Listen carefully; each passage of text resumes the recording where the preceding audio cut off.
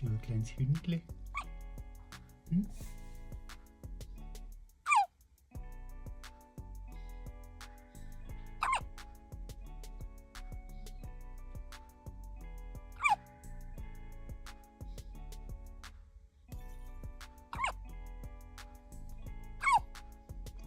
Eieiei.